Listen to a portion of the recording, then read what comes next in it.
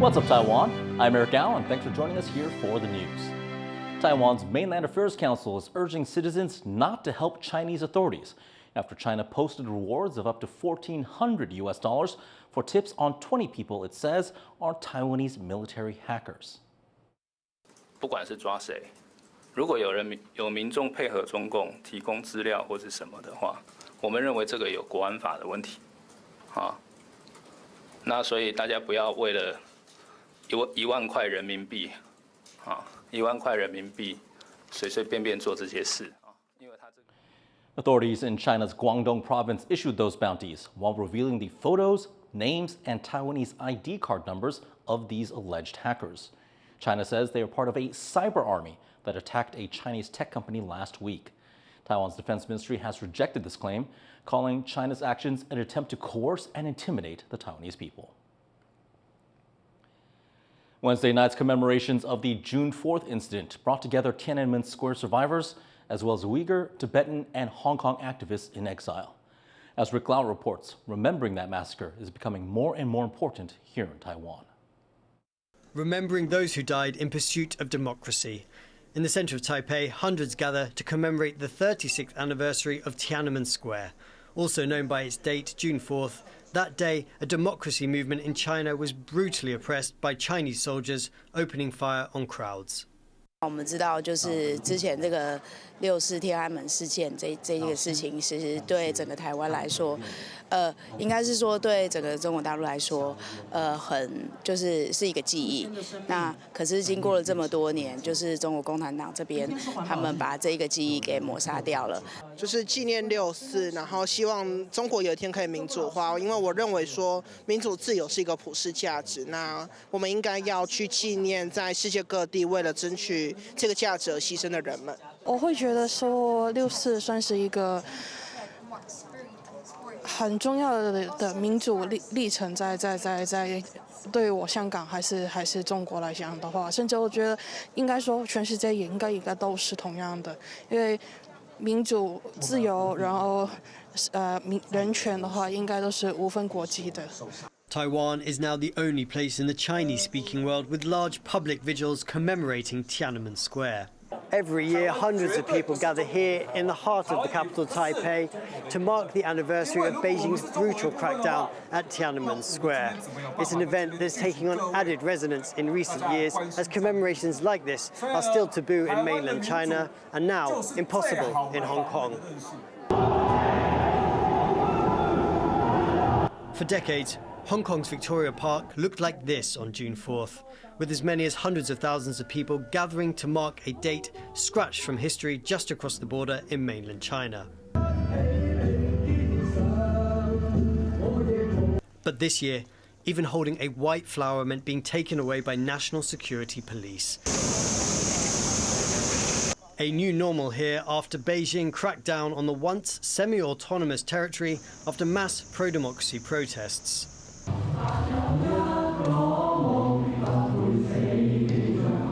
And for the first time in Taiwan, Hong Kongers in exile held their own vigil here. 從香港維多利亞公園走到台北228和平公園，係咪？代表香港人呢，無論佢身處喺邊一個地方，佢都唔會忘記1989年嘅時候共產黨屠殺人民。 Memorials here in Taiwan take place as China ups its pressure over the island nation to accept its claims of sovereignty, sending military boats and planes around the island, but also using so-called grey zone warfare tactics like cyber attacks and disinformation. Organisers and government officials pushing ahead with memorials despite bomb threats for commemorating one of the darkest chapters in modern Chinese history. It shows Taiwan's value. It shows the difference between Taiwan and China. When people use this kind of a ceremony to memorize the Tiananmen incident, when the international society show this message, it means Chinese government, they also need to know the world is watching them. For many people here in Taiwan, remembering Tiananmen is not just about the past. It's about the present and future threats to this democracy by China.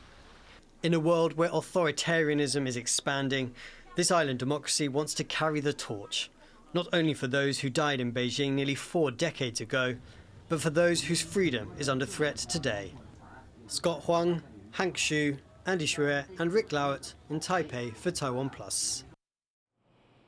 Guatemalan President Bernardo Arévalo has told Taiwan President Lai Ching-te that he's willing to take steps to advance relations with Taiwan. Porque nos toca en este momento dar un nuevo paso en la construcción de las relaciones entre nuestros países.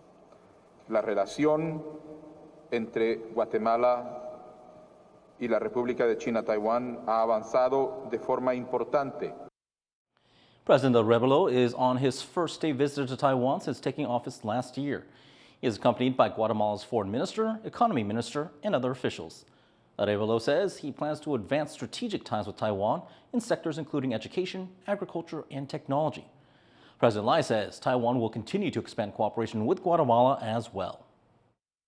未来，台湾和瓜地马拉将会在互惠互助的基础上，持续推动符合国际趋势的计划。 Guatemala is one of Taiwan's 12 remaining diplomatic allies and has faced pressure from Beijing to sever official ties with Taipei. A fire aboard a ship carrying cars from China to Mexico has forced the crew to evacuate. The crew had to abandon ship off Alaska after failing to put the fire out. The cargo was 3,000 vehicles, including 800 electric ones. The U.S. Coast Guard is sending an air crew and cutter ship to help with the situation. Crews often struggle to put out fires involving electric vehicles, which often stay very hot and risk reigniting, sometimes for days. Japanese firm ispace is looking to become Asia's first private company to make it to the moon. Its lander has been traveling through space for over 4 months to prepare for this moment. On board is also Taiwan's first ever lunar device. Joyce Sum brings us the latest from Tokyo.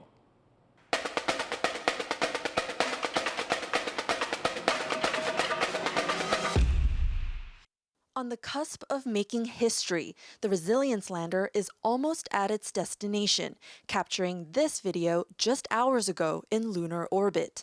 Built by Tokyo-based firm ispace, it could soon become Asia's first commercial spacecraft to touch down on the moon.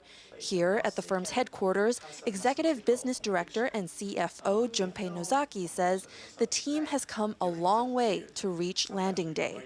We are really excited about that, and we are very proud about our kind of progress coming so far.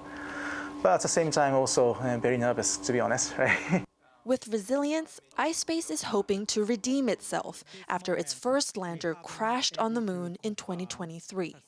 We could not complete the landing on the lunar surface. This time, Nozaki says they've learned from what went wrong and adjusted their approach. Though unmanned, the lunar mission has brought 6 objects along for the ride. One of them, Taiwan's first ever lunar probe, made by students at a public research university in northern Taiwan. It's been measuring radiation in deep space since the lander was first launched in January. That data can help make future missions safer. The school was introduced to ispace by Taiwanese entrepreneur Bill Chang. We caught up with Chang in Taipei. He says even before the lunar landing, Taiwan's Deep Space Radiation Probe, or DSRP, can already be considered a success. The environment around the Earth is more like an onion. Every layers the DSRP passing through, you can collect different data. Every second, every day, DSRP is making new record. The moon is over 384,000 kilometers away. And you have to remember that even the most advanced, for most our national satellites, under 1,000 kilometers. Also on board Resilience is this micro-rover made by ispace's Europe team, which is set to be deployed to collect samples of the moon's surface.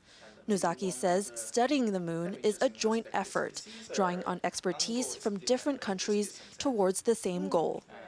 Space does not have any border. And also the space demand is We don't believe that it's coming from a single country in a kind of a sufficient basis at this moment.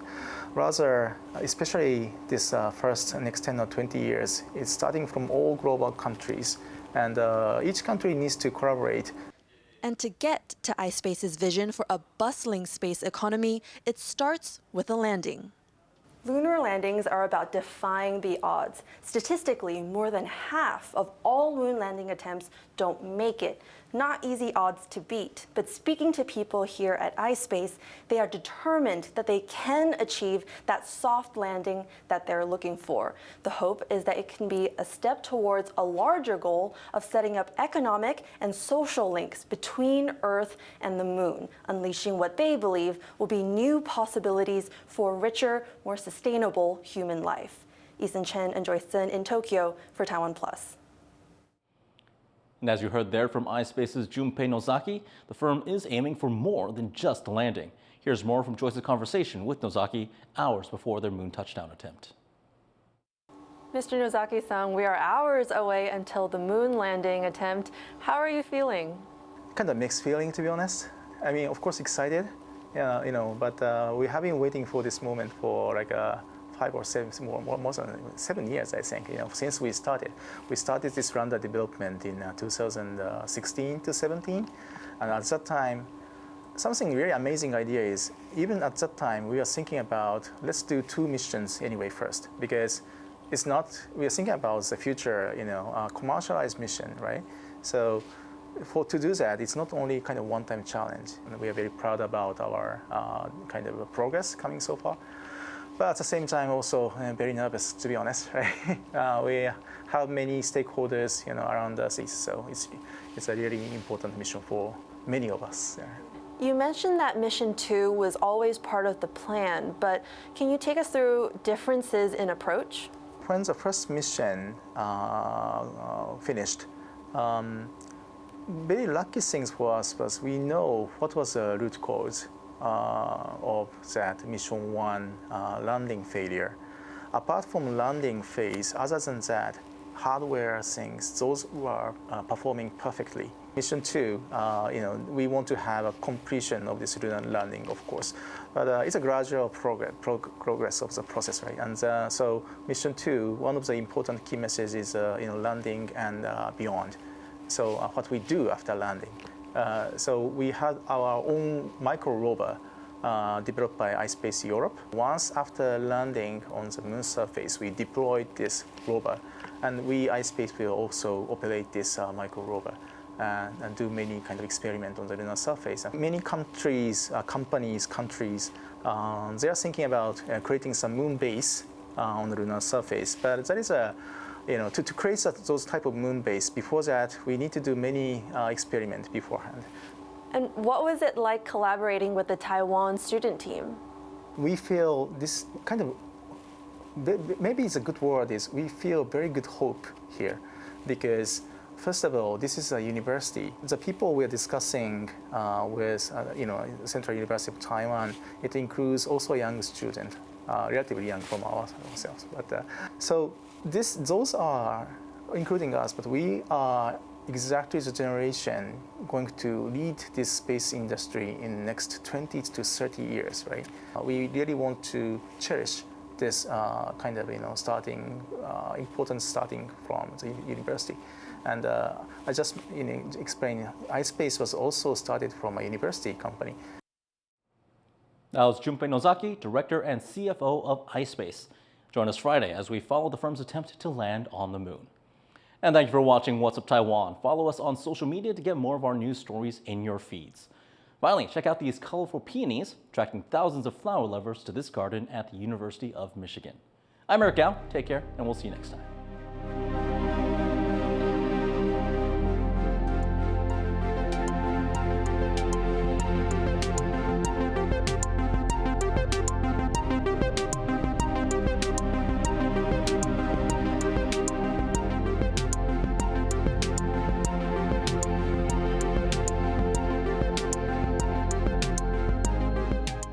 For more stories from Taiwan and Expo 2025, visit TaiwanPlus.com.